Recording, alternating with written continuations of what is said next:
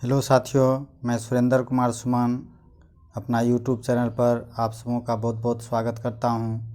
आज मैं पुनः क्लास 7 के विज्ञान विषय से लगभग ऑब्जेक्टिव प्रश्न को मैं लेकर आ गया हूं, जो काफ़ी इम्पोर्टेंट्स रहने वाला है।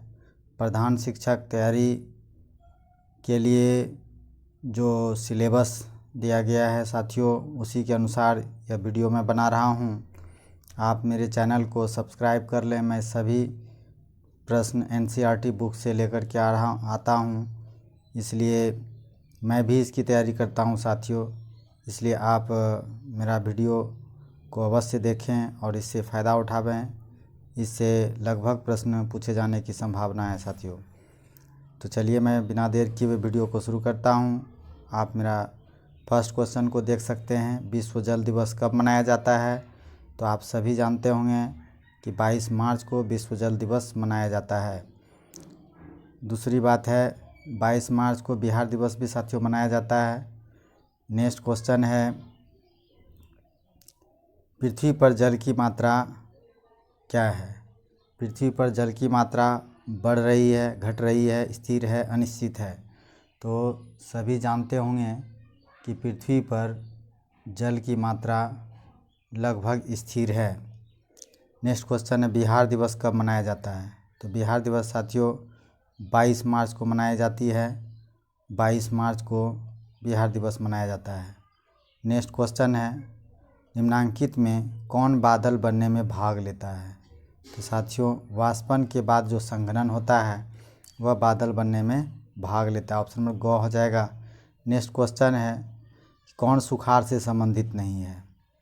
तो सुखाड़ से संबंधित पर्वतीय बर्फ़ का पिघलना, ये सुखाड़ से संबंधित नहीं है, इसलिए ऑप्शन नंबर ग आपका सही हो जाएगा। नेक्स्ट क्वेश्चन है, पेयजल की कुल मात्रा जल का कितना प्रतिशत है? तो आप बहुत कम है, आप ऐसे समझ सकते हैं कि 0.006% आप देख रहे हैं, ये इतना प्रतिशत ही मात्र पेयजल का उपलब्ध है। नेक्स्ट क्वेश्चन है, बर्फ़ ऊष्मा पाकर परिवर्तित हो जाता है। साथियों, ये समझते ही होंगे, जल में परिवर्तित हो जाता है। जल को गर्म करने पर क्या होता है? जल को गर्म करने पर वह वाष्प में बदल जाता है। हमारी जनसंख्या का बड़ा भाग जल प्राप्त करता है, तो वह नलकूपों की सहायता से प्राप्त करता है। पृथ्वी की सतह से 1 मीटर अंदर से लेकर अनेक मीटर की गहराई तक भौम जल स्तर होता है साथियों। नेक्स्ट क्वेश्चन है, भौम जल स्तर में गिरावट नहीं आती है तो कैसे, कब गिरावट नहीं आती है? तो अधिक वर्षा होने से गिरावट नहीं आती है। दक्षिण बिहार में जल की कमी हो जाती है, तो क्यों हो जाती है? तो ये कम वर्षा होने के कारण। कम पानी होने पर भी हरे रह सकने वाले पेड़ होते हैं, वह होता है पलाश के पेड़ साथियों। वाल्मीकि राष्ट्रीय उद्यान एवं अभ्यारण्य, ये आप जानते होंगे, ये पश्चिमी चंपारण ज़िले में है। नेक्स्ट क्वेश्चन है, गया ज़िला में क्या अवस्थित है? तो यहाँ गौतम बुद्ध अभ्यारण्य अवस्थित है साथियों। नेक्स्ट क्वेश्चन है कि निम्नलिखित से कौन भिन्न है? हमिंग बर्ड, मरमम पक्षी, डॉल्फिन है, और आपका फूलचूस पक्षी, ये सभी पक्षी है साथियों। लेकिन आप देख सकते हैं इसमें डॉल्फिन जो है, डॉल्फिन एक जलीय जीव है, इसलिए मेरे हिसाब से आपका ग नंबर जो है ये इन सबों से अलग है। आहार नाल के साथ कौन सी ग्रंथि नहीं जुड़ी हुई है? तो आहार नाल से कौन सी ग्रंथि जुड़ी हुई नहीं है? तो आप देखते हैं पिट्यूटरी ग्रंथि, जो हमारे मस्तिष्क में सामने भाग में पाई जाती है, तो ये नहीं होगा। बाकी लार, यकृत, अग्नाशय, ये आहार नाल की ग्रंथि है। संपूर्ण जीवन काल में दांतों के कितने सेट विकसित होते हैं? साथियों, संपूर्ण जीवन काल में दांतों के 2 सेट ही मात्र विकसित होते हैं। तो आप सभी आदमी जानते ही होंगे, ये तो बहुत ईजी क्वेश्चन है, तो 2 सेट हो जाएगा। स्वस्थ वयस्क मनुष्य के मुख में कितने दांत होते हैं? तो साथियों, स्वस्थ वयस्क मनुष्य के मुख में 32 दांत होते हैं, जबकि ऑप्शन में दिखाई नहीं पड़ रहा है। तो इसमें यदि इस तरह का रहे तो ये 28 दांत ही फिलहाल होता है। आदमी 18 से पहले तक 18 तक में भी तो 28 दांत ही होते हैं, तो ये लगभग लगता है घ नंबर आंसर सही है। दूध का दांत कहलाता है साथियों, ये प्रथम सेट कहलाता है दूध का दांत। लार ग्रंथि में कौन सा एंजाइम उपलब्ध होता है? तो आप सभी आदमी जानते होंगे लार ग्रंथि में साथियों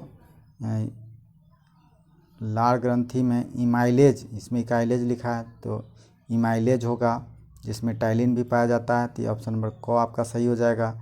नेक्स्ट क्वेश्चन है, निम्नलिखित में मंड की मात्रा प्रचुर मात्रा में पाई जाती है। मंड की मात्रा साथियों ये प्रचुर मात्रा में आपका चावल में ही पाया जाएगा। मंड जिसको कार्बोहाइड्रेट भी बोल सकते हैं आप, ये ऑप्शन नंबर घ हो जाएगा। स्वाद कलिकाएँ होती हैं, तो जीभ पर स्वाद कलिकाएँ होती हैं। हाइड्रोक्लोरिक अम्ल स्रावित होता है, हाइड्रोक्लोरिक अम्ल जो है ये यकृत से स्रावित होता है साथियों, अमाशय से स्रावित होता है, अमाशय से, जिसको अमाशयी रस या जठर रस भी कहते हैं साथियों। अग्नाशयिक रस निम्न में से किस पर क्रिया नहीं करती है? अग्नाशयिक रस किस पर क्रिया नहीं करती है? तो ये ऑप्शन नंबर ख हो जाएगा आपका, विटामिन पर कोई अभिक्रिया नहीं करती है। बड़ी आंत की लंबाई कितनी होती है? तो बड़ी आंत की साथियों लंबाई हो जाती है आपका ऑप्शन नंबर ख हो जाएगा, 1.5 मीटर की लंबाई होती है। नेक्स्ट क्वेश्चन है, सेलुलोज प्रमुख मात्रा में पाया जाता है। तो सेलुलोज साथियों ये घास में पाया जाता है, जो आपका आंसर नंबर क में है। सेलुलोज एक प्रकार का क्या है? सेलुलोज एक प्रकार का साथियों ये कार्बोहाइड्रेट ही हो सकता है, ऑप्शन नंबर ख हो जाएगा। नेक्स्ट क्वेश्चन है साथियों, किसी वस्तु की उष्णता की विश्वसनीय माप की जाती है, उसकी किससे? बताइए ये किससे की जाएगी? तो इसकी उष्णता की परिमाण जो है आप देख सकते हैं, गर्मी से, तापमान से, उष्णता से, ऊष्मा से। तो आपको समझ में आ सकता है उसकी ऊष्मा से ही उष्णता की विश्वसनीयता मापी जाती होगी, आपको ये पता होगा। तो ये हो जाएगा आंसर आपका ऊष्मा, यानी घ नंबर हो जाएगा। या क भी आप तापमान से लिख सकते हैं, तापमान ज़्यादा उत्तर हमको लगता है क्या ख नंबर सही होना चाहिए, आप भी देख लीजिएगा साथियों। सेल्सियस स्केल की इकाइयाँ हैं, सेल्सियस स्केल की इकाइयाँ डिग्री सेल्सियस है, ऑप्शन नंबर क होगा। थर्मामीटर, डॉक्टरी थर्मामीटर से ताप मापा जा सकता है। डॉक्टरी थर्मामीटर से साथियों कहाँ से कहाँ तक मापा जाता है? तो डॉक्टरी थर्मामीटर जो है वह 0 डिग्री सेल्सियस से लगभग 100 डिग्री सेल्सियस मापा जा सकता है। यानी डॉक्टरी थर्मामीटर में हमको भी कन्फ्यूजन हो रहा है, थोड़ा देख लेते हैं हम कि कहाँ से कहाँ तक उसका पैमाना याद नहीं रखा गया है। तो ये मिल गया है साथियों, ये जो है 10 डिग्री सेंटीग्रेड से 10 डिग्री सेल्सियस से 37 डिग्री सेंटीग्रेड तक किताब में लिखा हुआ है, जो सामान्य तापमान होता है। तो ये 37, इसमें भी कन्फ्यूजन हमको लग रहा है। ऑप्शन में तो किताब में दिया है 10 डिग्री से 35 डिग्री सेल्सियस, ऑप्शन नंबर ख है। लेकिन नेक्स्ट क्वेश्चन है, डॉक्टरी थर्मामीटर का परिसर है। डॉक्टरी थर्मामीटर का परिसर साथियों 94 डिग्री फ़ारेनहाइट से 108 डिग्री फ़ारेनहाइट है, इसलिए ऑप्शन नंबर ख इसका उत्तर सही हो जाएगा। ये किताब में देख लिए हम। मानव शरीर का सामान्य ताप कितना होता है? तो मानव शरीर का साथियों ये सामान्य ताप 37 डिग्री सेल्सियस से 98.6 डिग्री फ़ारेनहाइट होता है, ये हम सभी जानते होंगे। ये ऑप्शन नंबर ग हो जाएगा। नेक्स्ट क्वेश्चन है, चिकित्सकों द्वारा आजकल थर्मामीटर का जो प्रयोग किया जा रहा है ये चिकित्सक के द्वारा, तो ये कौन सा होता है? तो ये डॉक्टरी थर्मामीटर होता है साथियों। डॉक्टरी थर्मामीटर को यानी हम क्या कह सकते हैं, तो ये हो सकता है आपका आजकल कह रहा है तो ये डिजिटल थर्मामीटर हो जाएगा। वायु ऊष्मा का सुचालक होता है कुचालक होता है, बताइए। वायु ऊष्मा का कुचालक होता है साथियों। वायु में ऊष्मा का स्थानांतरण होता है किस माध्यम से? तो हमको लगता है विकिरण होना चाहिए, संवहन चालन तो होगा नहीं, तो विकिरण माध्यम से होगा। तो इस तरह से वायु में ऊष्मा का संवहन द्वारा, बुक में देख रहे हैं संवहन द्वारा, तो आंसर आपका संवहन ही होगा। नेक्स्ट क्वेश्चन है, सूर्य से ऊष्मा पृथ्वी तक पहुंचती है, सूर्य से, तो ये विकिरण द्वारा होगा साथियों। इसमें तो हमें कोई कंफ्यूज नहीं होना चाहिए। सूर्य से ऊष्मा जो है विकिरण के द्वारा पहुंचता है, ऑप्शन नंबर को होगा। नेक्स्ट क्वेश्चन, ऊष्मा के अवशोषण से वस्तु का ताप क्या होता है? वस्तु का ताप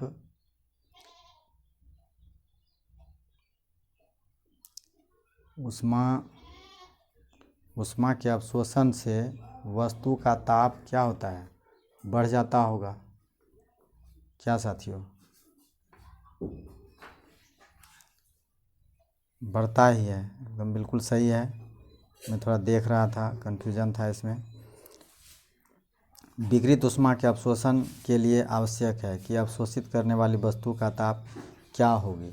तो ये तो बहुत आसान क्वेश्चन, ऊंच हो, निम्न हो, समान हो, उसके बाद क्या है, इनमें से कोई नहीं, तो आपका हो जाएगा उत्तर निम्न हो जाता है। अवशोषण होने से निम्न हो जाता है। तो आसान है, सोच करके पहले वाला भी उत्तर में भी सोचा जा सकता था, लेकिन घबरा गए हम।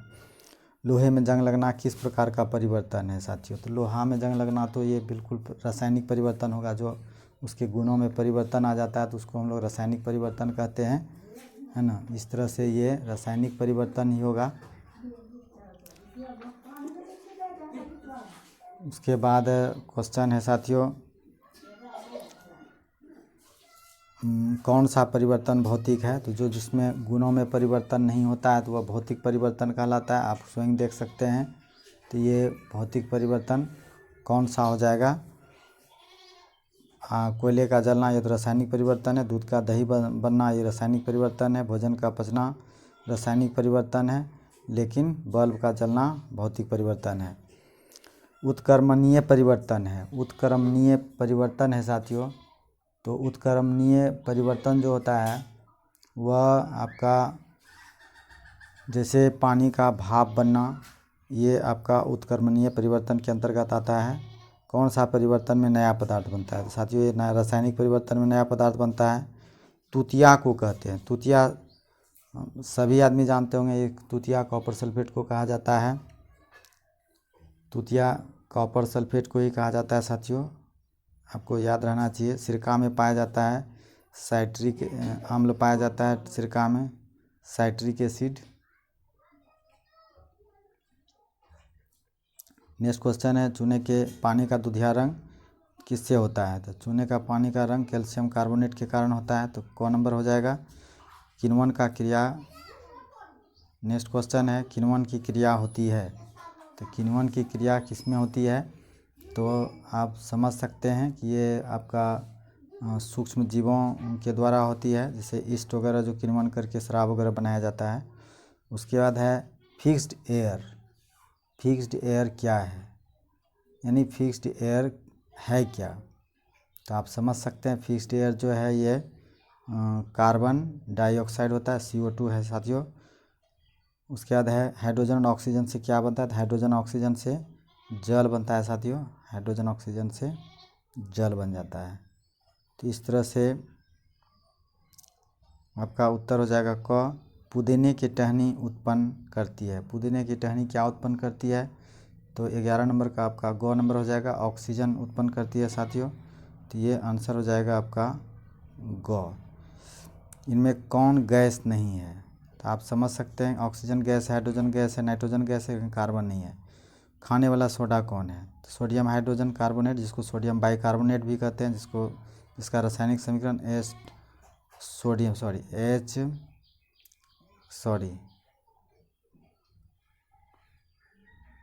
सोडियम हाइड्रोजन कार्बोनेट होता है, ये होता है साथियों, सोडियम हाइड्रोजन कार्बोनेट, जिसको सोडियम बाइकार्बोनेट यानी बेकिंग सोडा भी कहते हैं इसको, एक सुलगती हुई संठी को तेज लौ के साथ प्रज्वलित करने से गैस है। प्रज्वलित करने वाली तो ऑक्सीजन हो, किसी चीज़ को जलाती है ऑक्सीजन। लोहे का भूरा रंग क्या होता है, तो ये लो ऑक्साइड होता है साथियों। इसी के साथ मैं अपना वीडियो समाप्त करता हूँ। इसी तरह से मेरा वीडियो प्राप्त करने के लिए आप मेरे चैनल को सब्सक्राइब कर लें। बहुत काफ़ी इंपॉर्टेंट क्वेश्चन एनसीईआरटी बुक से लेके आता हूँ।